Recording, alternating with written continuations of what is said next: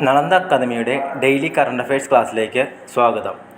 2025 തായ്ലൻഡിൽ നടന്ന Asian youth rapid chess ചാമ്പ്യൻഷിപ്പിൽ അണ്ടർ-10 വിഭാഗത്തിൽ ചാമ്പ്യനായത് ദിവി ബിജേഷ്. അഫ്ഗാനിസ്ഥാൻ വാണിജ്യമന്ത്രി അൽഹാജ് നൂറുദ്ദീൻ അസീസി.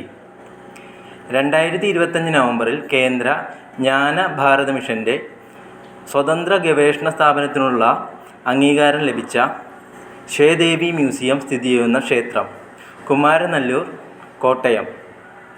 2025 നവംബർ 23 വൈക്കം സത്യാഗ്രഹ സമാപനത്തിൻ്റെ എത്രാം വാർഷികമാണ് പൂർത്തിയാക്കിയത്?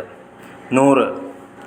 1924 മാർച്ച് 23 ആരംഭിച്ച സമരം 603 ദിവസം പിന്നിട്ട് 1925 നവംബർ 23 സമാപിച്ചു. പാഠപുസ്തകങ്ങളിലെ വിഷയങ്ങളിൽ തൊഴിൽ പരിശീലനം കൂടി നൽകുന്നതിനായി സമഗ്ര ശിക്ഷാ കേരളവും കുസാറ്റിന് കീഴിലെ സെൻറ്റർ ഫോർ സയൻസ് സൊസൈറ്റിയും ചേർന്ന് നടപ്പാക്കുന്ന പദ്ധതി ക്രിയേറ്റീവ് കോർണർ പദ്ധതി. ലോക ടെസ്റ്റ് ചാമ്പ്യൻഷിപ്പിൽ ഇന്ത്യയെ നയിക്കുന്ന ആദ്യ വിക്കറ്റ് കീപ്പർ എന്ന ചരിത്ര നേട്ടം കരസ്ഥമാക്കിയത് ഋഷഭ് പന്ത്.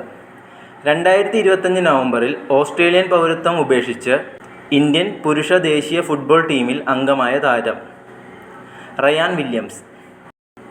2025 നവംബറിൽ ലക്നൌവിൽ നടക്കുന്ന സയ്യിദ് മുഷ്താഖ് അലി ട്രോഫി ടൂർണമെൻറ്റിൽ കേരള ടീം ക്യാപ്റ്റൻ സഞ്ജു സാംസൺ.